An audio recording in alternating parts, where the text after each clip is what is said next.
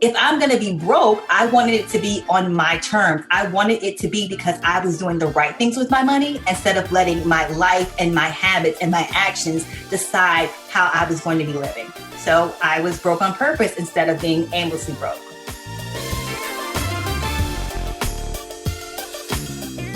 Today, we are continuing our Thoughtful Money series with a woman that I just really admire. I got a chance to meet her in my group coaching program, Command the Stage, and her story just blew me away. Definitely something for us all to consider when we're thinking about being more thoughtful with money. Melody Wright's story is a story that many people, if we're going to be honest, have faced. Maybe you didn't hide any debt to the tune of 200,000 plus, but you have been guilty perhaps of stashing shopping bags somewhere or not quite telling the full truth about your student loans or some other form of debt to your significant other. And so Melody's story is not as unique as we would like it to sound, but she does have a story that's based on hope and what's possible when we get more thoughtful with money and the conversations around it. Melody Wright is a trained PhD scientist that left her safety goggles behind to become a financial empowerment coach, certified financial education instructor, speaker, and personal finance author. Melody understands that a financial plan isn't one size fits all. As a matter of fact, she was faced with $212,000 of debt that did not include her mortgage. She used the analytical skills learned from her time in science to develop a framework that helped her family pay off $100,000 in debt in less than 3 years. Melody believes that we all have the ability to live our own version of a rich life, and she's here to help you move past the disorganization and confusion that is your current financial state and help you put the personal back in your personal finances. Without further ado, here's my conversation with Melody Robinson Wright.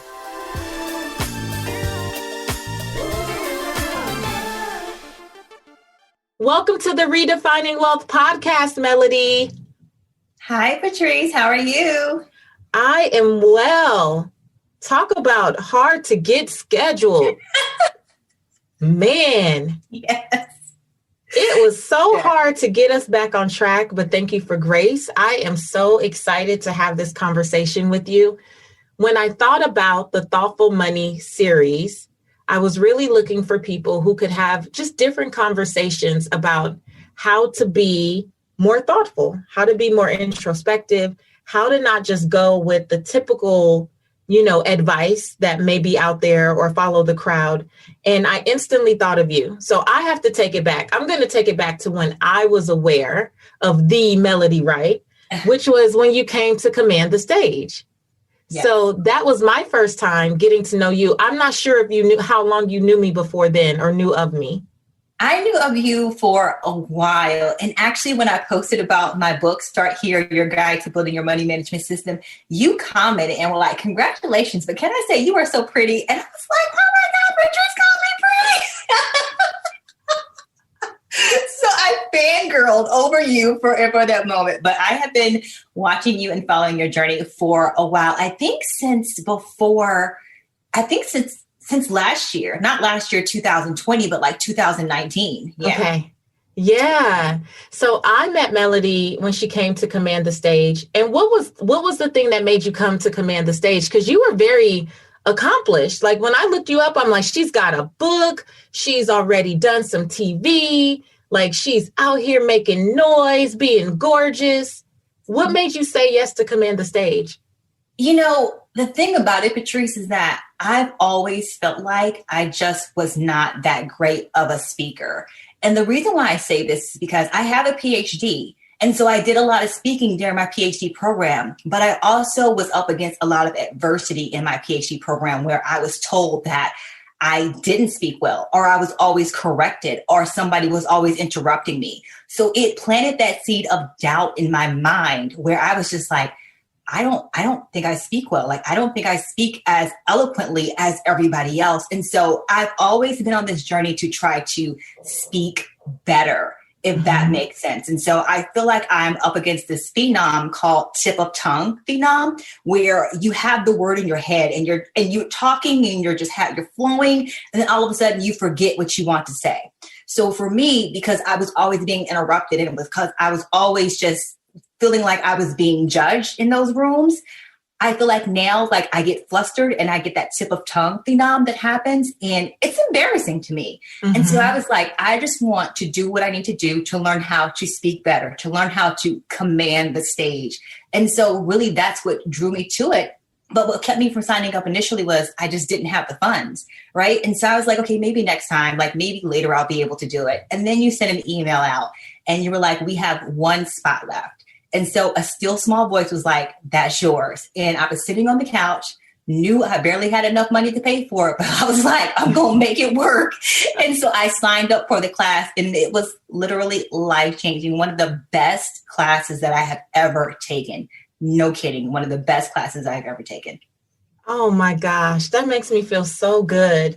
Well, when I heard you speak, the only thing I remember the story, which is why I invited you here. But one of the things that I remember in particular about our small group, I think, or when you shared your story, I was like, Melody, what are all these big words?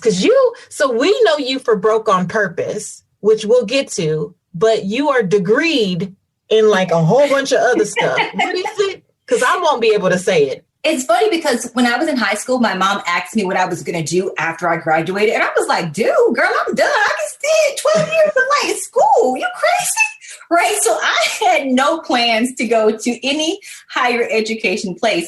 But I ended up, getting my bachelor's and getting my master's. And I have a PhD in microbiology, immunology, concentration in parasitology. And so basically what I did, and here come these big words. So I did. You guys should see how I'm looking at Melody right now.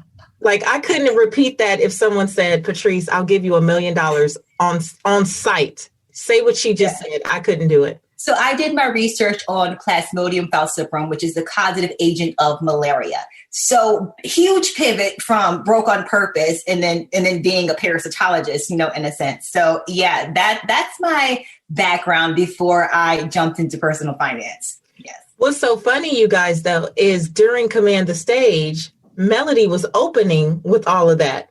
And I was like, girl, we don't know what that means. We can't hear the rest of what you're saying because we're still stuck on why we don't understand what you said in the first place. Like, we're like, what? Parasites? Right?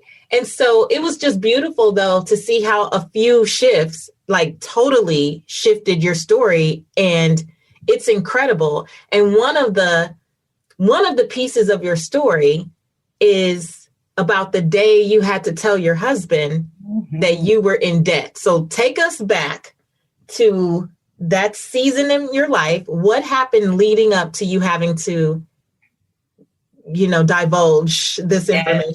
Yes, definitely. So crazy thing, Patrice. One day I was minding my own business, and the next day I found out that I had $212,000 of debt.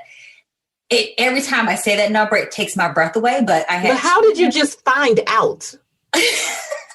So my PI, when I was doing my PhD, my PI, he ran the lab. He was basically my manager. He came to me and he was like, hey, you're going to be graduating in December. And I'm like, really? That's odd, because I could have swore I had like 3 or 4 more years left. So with my PhD program, it was a longer program. It usually took you about 6.5, 7 years to graduate. So, you're coming to me at year 3 and you're telling me that I'm going to graduate. So I'm like, well, make that make sense. So for me being the planner that I am, well, I thought I was a planner. I said, okay, if I'm going to graduate in December, now it's March, let me go home to figure out, what our finances look like so we can start saving money for if there's a time when I graduate that I don't automatically jump into a job, right? Or I don't get a postdoc, or where I just don't have any money coming in. I was basically trying to prepare for a famine while we were feasting. So I sat down and I ran the numbers, and girl, that 212,000 kept popping up on the screen. So I went and got another calculator because I was like, no, something's wrong. did it again, 212,000. I got to be putting in a number at least 4 or 5 times, right? 212,000. It kept popping up. But here's the kicker, Patrice. It did not include the mortgage. I hadn't even added in the mortgage to that number. So you can imagine like how I felt just looking at the screen and just trying to process that we had $212,000 of debt that did not include our mortgage. And so I probably went through like 7 stages of grief, but for finances, I was embarrassed. I was ashamed. I was angry. I was upset. I was in denial. I was probably in denial for a long time. Right. And then I was trying to wrap my head around like what I was going to do, because here I am supposed to like be this person that has her life together. She's getting a PhD, right? You got these really nice things. Y'all got a house, y'all going out to eat, you doing this, you doing that. How do you have $212,000 of debt? Like, how do I explain it to somebody? How do I explain it to my parents? So I wasn't able to tell anybody, because how do you tell somebody this? And so I came up with the bright idea that, you know what? I got it. I'll figure it out. I'll just go to the bank and get a debt consolidation loan, you know, where they take like multiple credit cards and multiple loans and they put them into one. So you get one payment and one low interest rate. So I was like, that'll work. I've done this before. You know, I ain't new to this. I'm true to this. Like I can do this. Right. So I was like, I'll go to the bank and I'll get a debt consolidation loan. So I make an appointment, get to the bank. I'm sitting in the bank manager's office and I'm making small talk with him because, you know, he didn't know that he was like really my only line of defense for being able to pay off this debt. Like he had no idea. So I had to come across like I was really confident, really secure. Like I need his money. I was just here because I wanted to see what it was going to look like. Right. But like you could probably smell the fear and anxiety that was coming off of me. Like if it did have a smell, because I was that nervous. So I'm making small talk with him. You know, I'm laughing at his jokes. Oh, yeah, that's so funny. Yeah, I went there too. Mm-hmm. You know, making comments about the pictures on his desk of his kids and his wife. Oh, they're so cute. Yeah. Uh-huh. Oh, they play soccer. Making all the small talk, because I felt like if I did all these things, then he was going to be like, oh, I like her. I'm going to go ahead and give her right. You know, like forget the numbers. Forget the numbers. So I knew I had failed when he turned around and looked to me and said, Miss Wright, it says here that the bank will be in touch with their decision. So if you know anything about, you know, applying for a loan or applying for a credit card, when they say that they'll be in touch with their decision, that means that you ain't get it. Right? Right. So I was like, okay, I knew what that meant. And so when I was walking out the bank, I felt like I had a big scarlet like number on my head, not the scarlet letter, but the scarlet number that said like 212,000. I felt like everybody knew that I had just failed at trying to get a loan to help me pay down all this debt. And I had to go home. And there was nowhere else for me to turn. There was nothing else for me to do, but I had to go home. And I felt like at this point, well, now you have to tell your husband. Like now you have to come clean. Like you tried everything, which is basically just one thing, because there was nothing else for you to do that was legal. Like there was nothing legal that I could do. So I had to tell my husband. And so it took me a while to get up the courage to do it. Cause I was trying to figure out, like, do I make his favorite meal and then like kind of slip it on and be like, oh, how's the steak? Yeah. Oh, it's good. Oh, but we got $212,000 a debt in order to put our more. Like, how do I break this to him? Like, do I like wear something nice that night and, you know, try to butter him up, you know, give him a little massage, like just that's break what I was him, thinking, like, girl. Something. Like, how do I ease this in? And I didn't do any of that.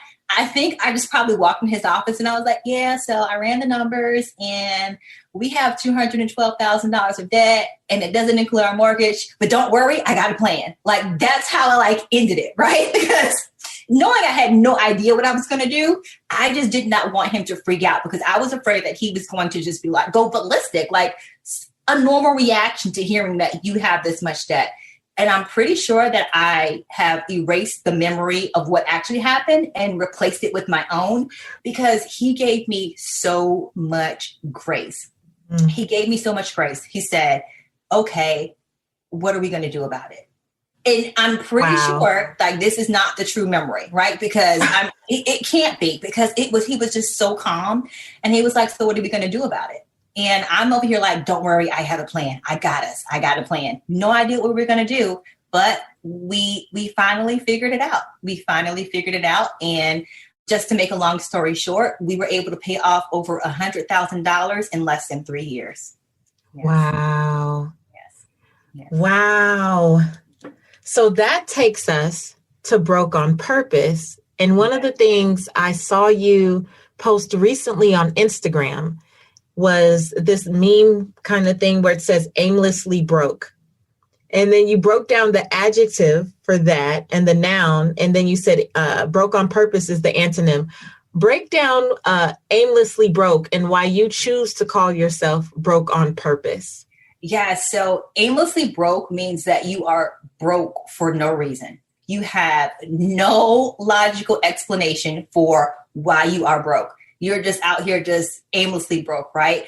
But when you're broke on purpose, that means that you're broke. But the reason why you're broke is because you have a plan and you have a purpose for how you're going to spend your money. You're saving, you're paying down debt, you're investing, you're gifting, you're doing all these different things. And that is the reason why you don't have an excess amount of money in your bank account. So think about it. When it comes to the African-American community, we throw around that word broke like it's not nothing, right? And it doesn't mean that we have no money in our bank account. It just means that our money doesn't look the way we want it to look, right? So if I'm going to be broke, I wanted it to be on my terms. I wanted it to be because I was doing the right things with my money instead of letting my life and my habits and my actions decide how I was going to be living. So I was broke on purpose instead of being aimlessly broke. I love that because one of the things you list here is that being aimlessly broke means you also have a lack of vision or goals for your finances. Mm-hmm. And so when you're broke on purpose, you're very clear, yes, right? You've thought through what you want to accomplish by when, I'm sure. Yes. And you've created a plan to stick with it. Being broke on purpose, has it made conversations with friends or family easier? Because of course, people always come up with ways and reasons to spend your money, yes, right? And a lot of people don't have the muscle or the boundaries in place yet to really counter that. So they just kind of go with whomever wants to do. How have you been able to navigate those conversations? Or is there a time where something's come up and you had to pull out hey, I'm broke on purpose? Like, how does that work? And that's funny that you asked that question because that's actually how the phrase broke on purpose came about. So in March, when I decided that, okay, we got this $212,000 of debt, March of 2015, we need to figure something out. I just decided that I was going to do what anybody would think to do. And I was going to stop shopping, stop eating out, stop buying coffee, and just take all the extra money and just put it towards the debt. And so when my friends would call me and say, hey, let's go out, let's do this. And I'd be like, well, I can't because I'm broke. And that would be my answer. I can't because I'm broke. Oh, I'm broke, right? So I would always say that. And I would even say it to like my family. And so my mom would call me and ask me about stuff. And I'd be like, Mom, I'm broke. And she's like, you're not broke. And I'd be like, no, but I'm broke on purpose. Right. And so that's where broke on purpose came from, because I said it so much that even my mom was saying to my family members, well, Melody, she over there broke on purpose, acting like she ain't got no money, So honestly, that is where the name came from. And navigating conversations around it, it's been challenging, especially in the very beginning, because I realized that some of my friendships were friendships based on us being able to spend money together. So when we were no longer able to spend money together, they felt like I just wasn't the person that they wanted to be around, because if I was asked to go out to eat, or if I was asked about, hey, did you see that sale? Or, hey, did you get something like this? And I'd be like, no, you guys know I'm broke. Or I would even be sharing my financial successes and saying, oh my gosh, we just paid this off. Oh my gosh, we just did that. And I felt like a lot of people weren't ready to be in the position that I was in, to be really in control and serious about their finances. So to them, it come off like I was bragging. Oh, we just did this, or we just paid this off. Oh, we saved this much money. And because they weren't ready to be living the lifestyle that I was living, they really weren't ready to accept like my successes and be able to celebrate that with me. And so we ended up having to part ways. When it comes to family, my family, they know I love to talk about finances. They know I love to talk about how we can be better at money. And so I think they listen, they kind of smile and nod. But I feel like even though they're smiling and nodding, I know that they are taking action behind the scenes. I might not see them doing anything, but I know they are doing it. And I've actually had family members now, because I've been talking about it so much, because I've been sharing my successes so much, that they finally come and ask me, questions. Well, what would you do? Well, what do you think about this situation? What do you think about that situation? So they really don't have open and honest conversations with me, but I have open and honest conversations with them, because I know as long as somebody's talking about it, somebody is going to be listening. That's so good. That's so good.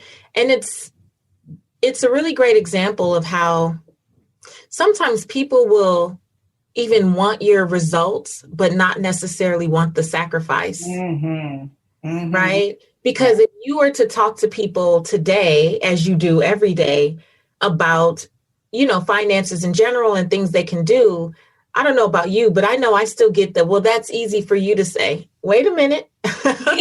Wait a minute, because you're looking at a decade in the making. I didn't start this yesterday, right? Like I've been at this more than that, like 12 years in this particular journey and pursuit. And people will say, well, that's easy for you to say, or, oh, so now you want to tell us about XYZ, which is why I'm personally very hesitant in really sharing the depths of whatever financial success I've had. Like I'm very delicate about when and who and how I share, because I know a lot of people, family, friends, acquaintances, that in the same amount of time when I wanted to share and give advice back then, they couldn't see it and they couldn't see it. They weren't ready to receive it, and they weren't ready to sacrifice and put in the work, which is fine. But now you fast forward and they're like, hey, cuz how'd you, right? Like now it's all the stuff. And now I'm saying it and it's like, well, you're making that sound easy. Well, I'm not. Well, now I'm not in it anymore. So now I'm just telling you. Exactly.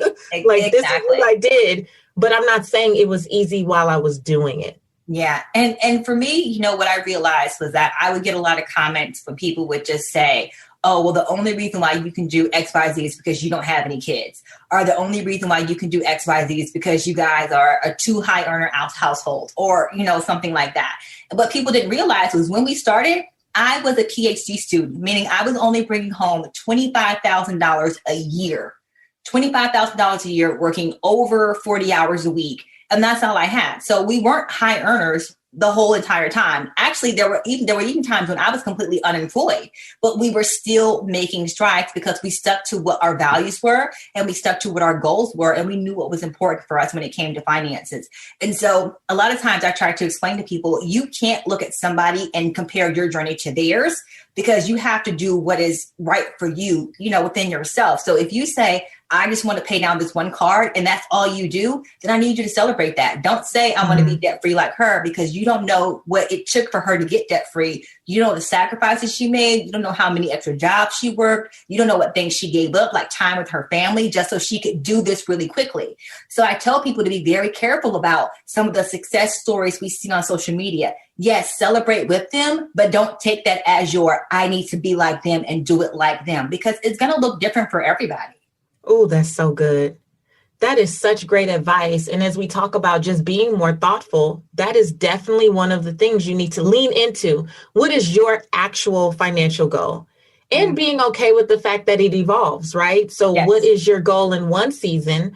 Once you knock that out, you may be ready to evolve to the next thing. It's not do all the things, because I think that's how people overwhelm themselves. I hear people like, they're like, this year, I'm going to pay off my student loan. I'm going to save $10,000. I'm going to launch my business. I'm going to do all the things. I'm going to buy an investment property. I'm like, well, how many buckets do you have going on here? It would be better to be thoughtful about one goal that you can really attach yourself to and tackle and be focused on. Exactly. And I share a story like this. So I had an article come out on Grow CNBC back in August, where I talked about how I had to do a pivot in terms of my financial goals.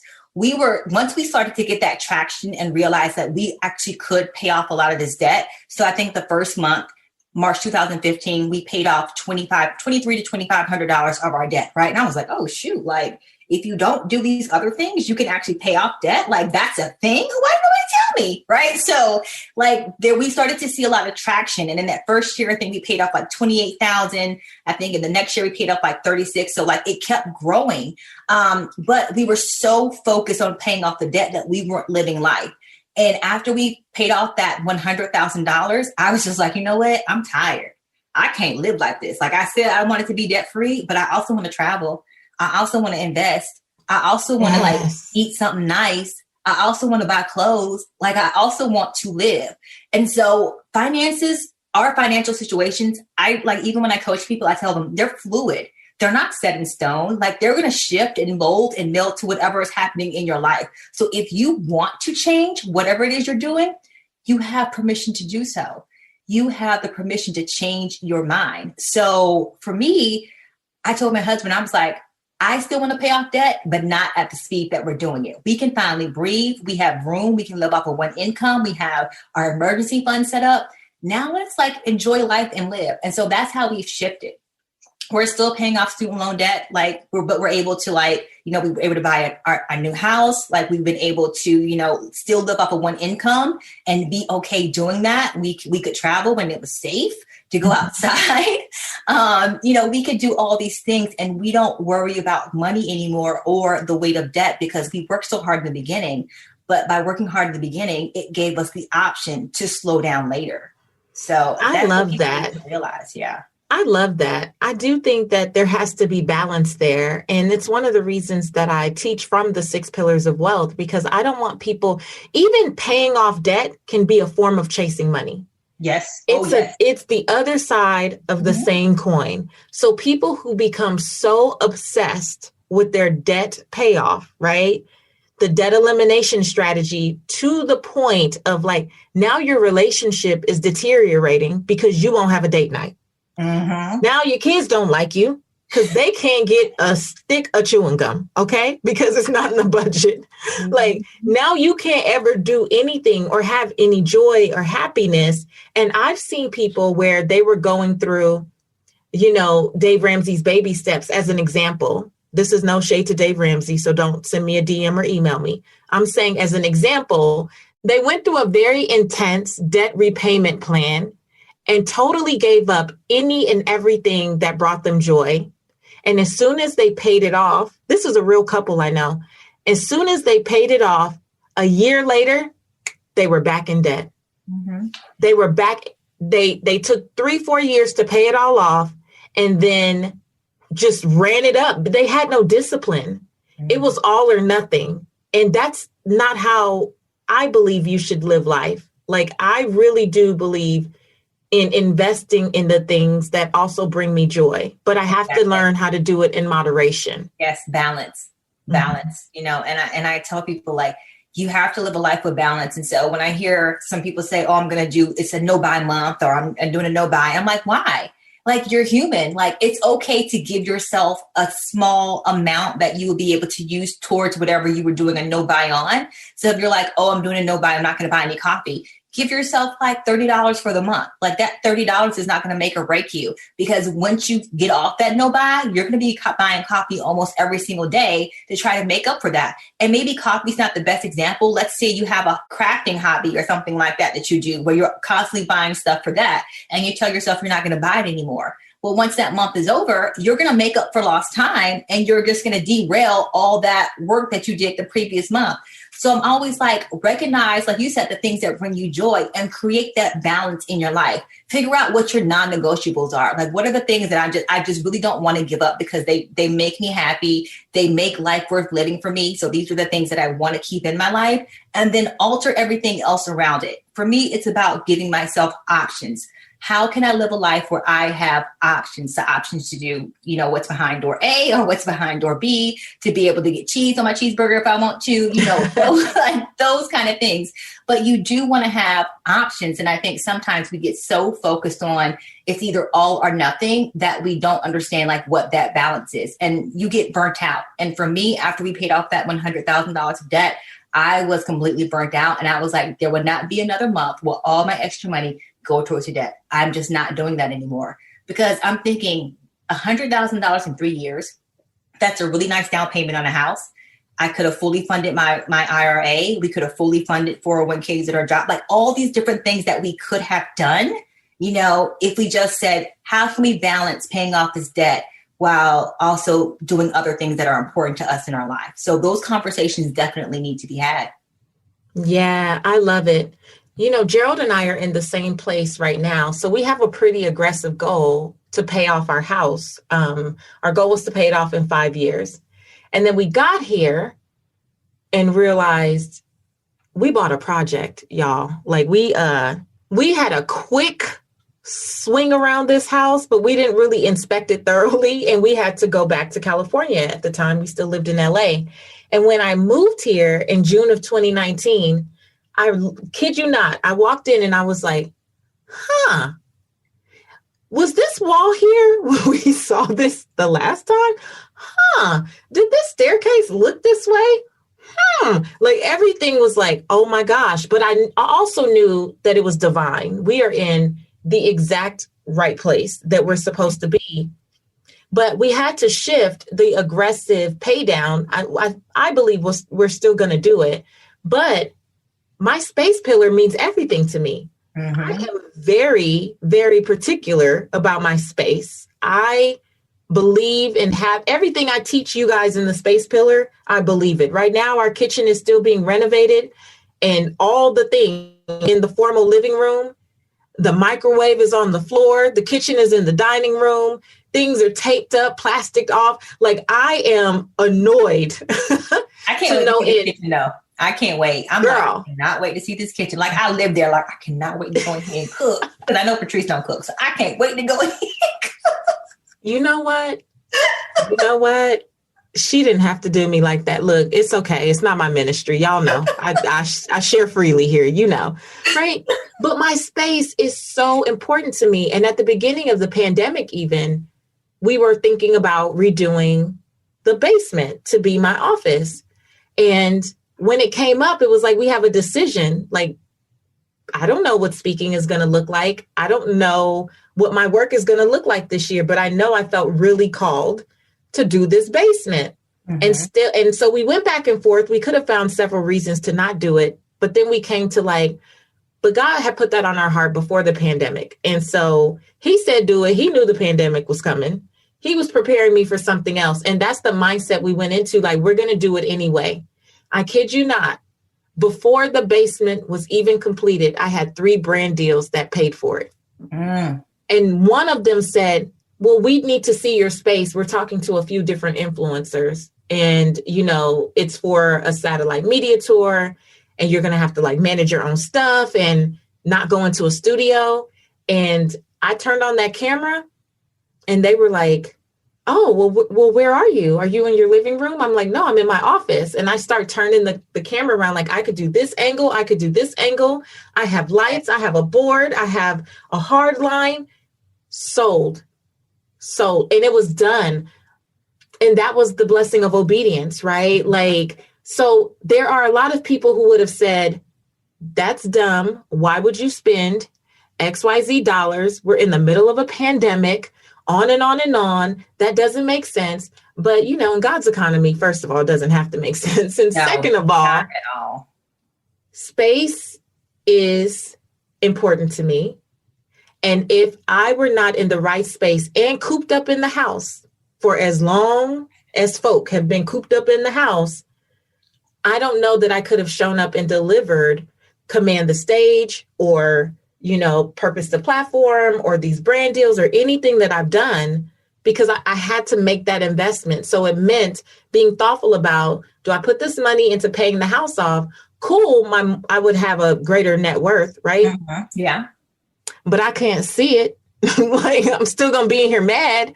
So I'll figure it out on the back end and hopefully attract even more work in the process because I'm in a good space and I have a clearer head and I can think and perform. And before we started recording, you shared a bit of a story too about how as you've been getting clear and making sure you're bringing yourself joy and setting yourself up, that you got a wonderful opportunity recently that I want to celebrate. So what you doing these days, Melody? So these days, I am the financial literacy lead at the digital banking platform called First Boulevard. Yes, it's a neobank, and it is basically a bank that is geared for Black people, made by Black people. And it is like one of the best positions that I have ever held. And what's crazy, Patrice, is that it's everything that I wanted to be doing, but packaged completely differently. So I had all these like grand ideas for what I wanted Broke on Purpose to look like. And, I figured whenever it got there, it would just get there. But I would just pray about these different things. Well, I would love to do this. Well, I want to do this. Well, I want to be able to impact people in this way. And I would pray about these different things. And I was just waiting on God to answer those prayers. And he answered them by just giving me this amazing position. And it's everything I prayed for. But like I said, just packaged completely differently. And you were saying shortly after Command the Stage, you decided to kind of throw your list away, not throw the list away, but you weren't so committed to writing all the specific goals. What was that about? Yeah. So I did sit down and I was like, got a planner and, I got a full focus planner. And I was like, okay, I'm going to sit down and I'm going to write out, my goals for the year, what I want my quarter to look like all those different things. And as I sat down and just started to write stuff, something in me was like, stop, just stop. Whatever happens this year, you're going to release control. You are just going to go with whatever God tells you to do. You are not going to worry about anything. And what's crazy is that earlier in the year, I had this dream. For the week, I had a series of dreams that always had the same theme of me not letting go of control. Like that was the theme of me trying to hold on to something and not let go. And on the last night, I had this dream. Like I woke up, but when I woke up, I could feel the Holy Spirit, speak to me. And he was saying, behold, I'm doing a new thing. Do you not see it? Right. And when he said that, I was like, I know that verse. So I opened up my Bible and it was Isaiah 43:19. See, I'm doing a new thing. Now it springs up. Do you not perceive it? I'm making a way in the wilderness and streams in the wasteland. Right. And so I took it to heart because I was just like, that means something. Like I have been holding on to control. I have been trying to do things my way. I have been trying to okay, I'm going to make this much money. How am I going to do it? Oh, I want to do this. How am I going to do it? I have been trying to do everything my way and not really giving God the room to lead me into what he wanted me to do, because I was like, no, God, I'm supposed to go this way, not that way. Like that doesn't make any, what do you mean I need to go? Like that doesn't make sense. Like, so I would always be having these conversations with God, like, you don't know what you're talking about. Like, I'm supposed to do this. Right. So when I finally said that I was going to release control and I was going to let, whatever he wanted me to do, I was going to do it. That's when this position became available to me. And like, I wasn't seeking it. It just came to me. And I feel like it was God saying, thank you for being obedient. Here's your reward. So even now, I'm just like, God, whatever you want me to do, if it don't make sense, you'll make it make sense for me later. But I'll just do whatever you ask me to do, because I realize what reward looks like when you are obedient. I love it. I love it. I'm so happy for you. Those are those things you can't even pray for. Like when you play it back, you wouldn't even be able to write this in a journal. You wouldn't be like, I want to work for a Black-owned bank created by Black people where I could be the lead and I can have a team and I can, be the face of their financial literacy education and do. And this is the thing, too, that really, man, I just thought about. So it's not like you've had some formal training in financial education things. You're literally using your testimony and the things that you've studied, and yes, how you've helped people over the years, but you're literally able to do your own thing. Yeah. So I feel like everything, and everything is aligned for a reason. So God was like, I took you through this so that I could take you through this so that you can learn this. And so now that you can teach this, it was like, it's a complete path, like for my life. I mean, I'm formally educated in, again, science.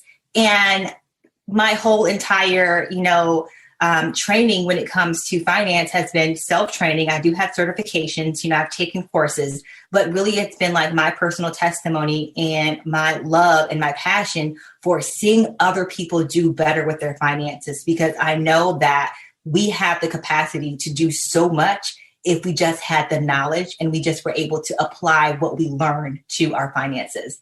And so like I get to wake up every day and do something that I love doing. I never knew a dream job existed because I honestly didn't think that dream jobs existed.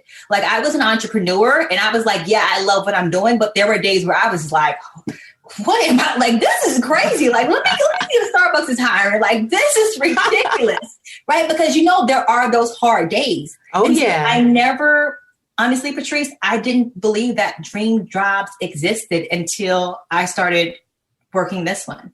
Like, because I'm like, this is everything that I've ever wanted to do.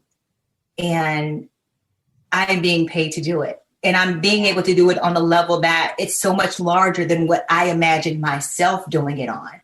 Right. So, I mean, it's opened up so many doors. And like I say, I'm just going to continue to be obedient and just listen to what he wants me to do so that, this company, this brand can continue to grow, with me being a part of it. I love it. I love it. I'm so happy for you. Thank you. Happy, super happy. Do you feel like it was worth it to come to Command the Stage now that you've pivoted into I really do, because I get to share I share my story so much more now. And I don't say all those big words in the beginning. So, but I do. And I feel like it allows me to really share my story in a more personable way than I was doing before. So the method that you teach in Command the Stage, it is something that it challenges you. But once you get through it, you're just like, oh, it just makes so much sense. And I really wish that I would have gone through like your first iteration of Command the Stage, when I heard about it then. But I'm just so glad that I was able to be a part of it and not only be able to work with you, but the amazing people that were in the cohort with me. Like we all still stay in touch. Like I'm doing something with Marsha Ann on Sundays. So I love it. yeah. So, I get to see everybody else just like grow and succeed. And I feel like that put me in such a space where I was able to say, Melody, you know what? You can do this. You can speak confidently. You can share your story and you don't have to worry about somebody interrupting you, somebody judging you, or somebody telling you that you're wrong, because this is your story. So you get to command the stage however you want to command the stage, right? So for me, it's just been, these past couple of months have just been just so exciting, because sometimes you always wonder to yourself, when is it going to be my turn? When is it going to be my turn? God, I see them doing this and I love it and I'm so excited for them. But when is it going to be my turn? We all ask ourselves, have asked ourselves those questions, right? So I have to be honest. Absolutely. And sometimes I would say to myself, when is it going to be my turn? Like I'm here, I'm grinding, I'm out here, I'm trying to make an impact, I'm trying to make an effort, but when is it going to be my turn? Right. And he was like, your turn is not going to look like everybody else's. Mm-hmm. This is your turn. You don't have to be, on the hill with the big spotlight on you. You can be behind the scenes making the impact. I'm going to cry. Like, this is going to be your turn. So this is my turn. It's your turn. It's your turn. You spoke a word. You spoke a word, because that happens no matter who you are and what you've achieved. Many of us feel only as good as the last thing we achieved. And then you look around and you're like, well, I can do that, or I've been doing this. Like, wait a minute. And literally that's been on my heart these last several weeks too. I've been just speaking a lot about obedience and knowing that in one sense, we want to be in a place where when God says go, we go. But the other side of that is when God says, be still, sit your butt down. And for those of us that are doers and we're high achievers and we're list checkers and we are used to the awards, the notorieties, Melody's doing this, Patrice is doing that. And then you get to a season where it's like, hey, not yet. That is hard, but we've all experienced it if we're honest. Mm-hmm. If we're honest. And when we finally release and surrender, it is amazing. It's amazing. It seems like I used to have a pastor that would say that God could collapse the time. So we might feel like, God, I'm out here. Hello. You see me out here? I'm doing what you said. I'm showing up. I'm posting. I'm talking. I'm pitching. I'm doing the things. I'm out here. You told me to come out here. Where is you? Right? Yeah. And then when it's time and when we start to release that control and just get into that space of being obedient, even in the stillness, waiting with expectancy, when it hits, it hits. And it's one of those things, to the point of your story, that it's nothing but God. Mm-hmm. Yeah. Because you didn't go look for that job. They came and found you. And that's a blessing. Yeah. This was good. Thank you so much for sharing your story. Girl, you about to make me forget the Redefining Wealth Rapid Wisdom questions. One moment. So let me tell you, I forgot with one guest and people sent me messages. Excuse me, you did not ask the questions. I said, I sure didn't. I'm so sorry. So let me ask you these quick questions and you're going to tell us the first thing that comes to mind. Okay. How do you define success? Oh, that's a really good question. So honestly, my mantra this year has been to chase failure. And that sounds weird, right? But I told myself that, Melody, you don't try because you're always afraid that you are going to fail. But what if you actually chase failing? What if you try to fail? Because if you try to fail, that means you try. Mm-hmm. So that's why, for me, success looks like trying something new every single day and chasing failure. And if you catch failure, you might actually get to that success. Wow, you are really good with turning these words around. You're very good at that. I love it. Okay, how do you define wealth in 3 words or less? Living life happily. I think that's how I define wealth. That's awesome. What's one book that has redefined how you see wealth? Ooh, there's so many books. I think the one book recently that I've read that's really helped me redefine how I see wealth, because it gave me a different way to look at things, was a book by David Bach called The Latte Factor. And I love that book because it really teaches in a digestible way how we should be investing. And it does it so that you understand the importance of investing. And for me, I knew about investing. I knew why it was important, but now it just broke it down in a way for me to be able to explain it to others and to myself, why this is something I should be doing right now. And not just investing of my time, but just investing of other things as well. Love it. David Bach, The Latte Factor. Yes. Got it. And fill in the blank. My name is, and to me, the truth about wealth is. My name is Melody, and the truth about wealth is that it's not what everybody makes it to be. What is it then? Oh, okay, I finish it. So wealth is being able to live a life where you have the option to choose what you want to do instead of your financial situation telling you what you have to do. Girl. And that, ladies and gentlemen, is the end of this episode for the Thoughtful Money series. Thank you so much, Melody. This was such a great conversation. Thank you. Love being on. I always enjoy speaking with you, being in a space with you. So thank you so much for the opportunity. Absolutely.